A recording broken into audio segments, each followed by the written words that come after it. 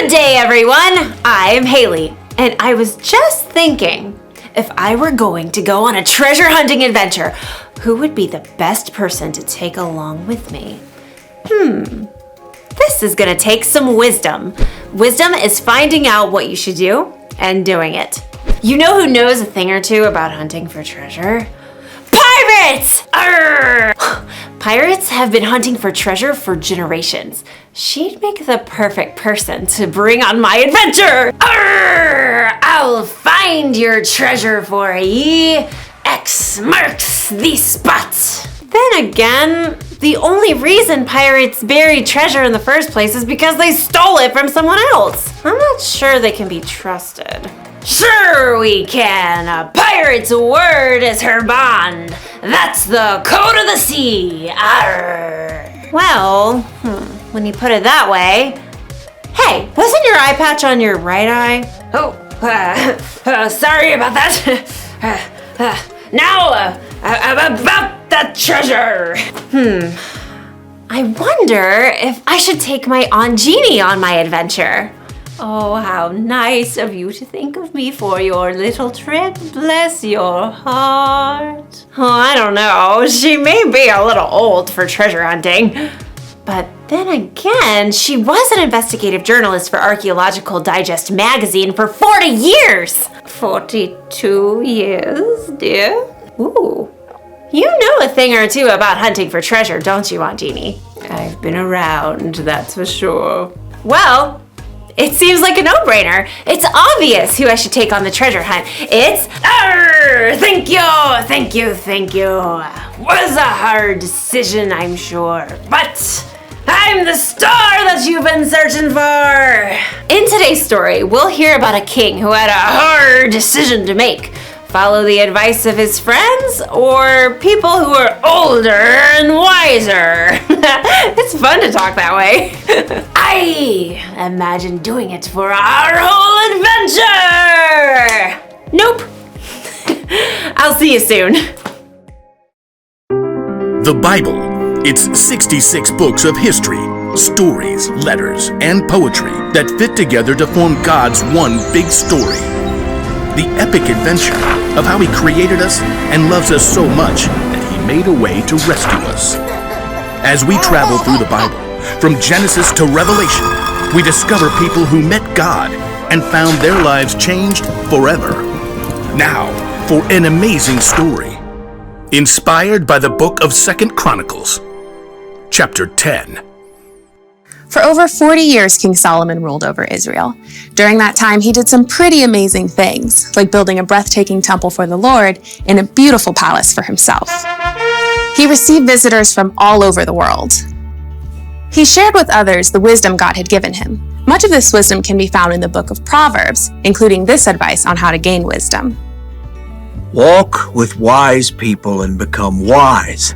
A companion of foolish people suffers harm. Unfortunately, Solomon's son Rehoboam did not pay attention to his father's words. He believed his way was best. And when Solomon died, Rehoboam became king of Israel. All hail King Rehoboam! Wow! Check me out! Golden crown, spiffy palace, this is the life!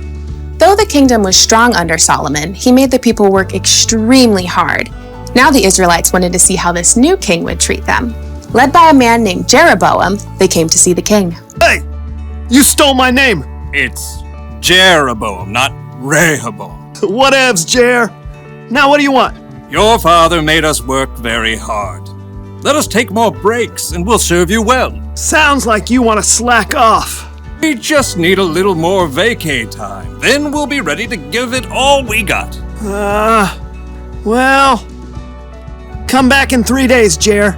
Jeroboam and the Israelites left. Rehoboam paced the floor, trying to come up with a good answer. Yeah? No. Maybe? Many times when Solomon needed wisdom, he asked God for it. Rehoboam didn't bother to talk to God, but he did at least talk to his father's wise advisors. The people want me to give them a break so they don't have to work so hard. What do you say? Be kind to them. Absolutely. Give them what they're asking for. You'll win their loyalty that way. Then they will serve you well. Huh.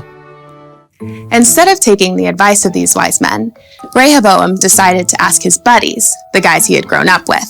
He found them eating honey cakes and debating racing chariots.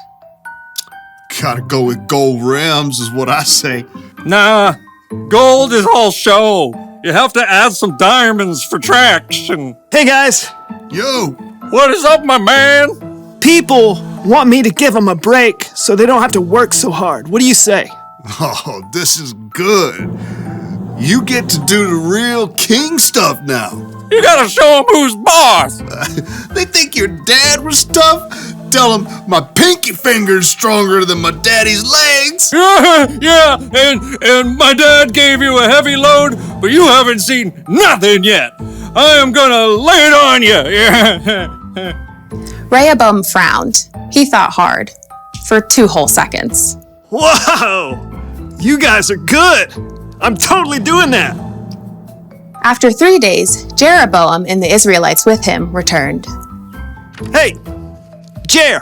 Your Majesty, will you lighten the heavy workload your father gave us? My pinky finger is stronger than my father's legs! My father put a heavy load on your shoulders, but I'll make it even heavier! My father punished stragglers. I'll double it up. Rehoboam finished with a flourish. He waited for people to tremble and bow low. Are you kidding me? Jeroboam turned to the Israelites. We don't want anything to do with this joker or the rest of David's family. Let's go back to our homes and start our own kingdom. Hey, wait! No, you can't do that. I'm in charge. Yeah, you're in charge of yourself. Good luck with that. Jeroboam and the men with him marched out and returned to their homes. From that day, the nation was split into two kingdoms. Rehoboam still ruled in Judah, but Jeroboam was made king of Israel. Totally not my fault. Rehoboam failed to listen to his father's own words. Walk with wise people and become wise. A companion of foolish people suffers harm. Rehoboam's foolishness nearly cost him all of the kingdom.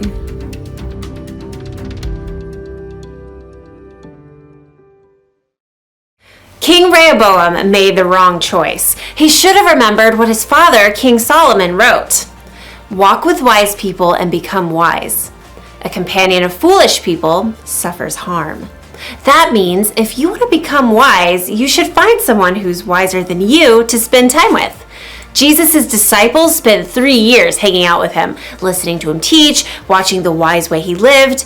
We should find someone to learn from too. Maybe someone older and wiser. Oh, thank you, dear. Because when you surround yourself with foolish people, you'll end up doing something foolish. You surround yourself with people who say mean things about others, you're going to say mean things about others.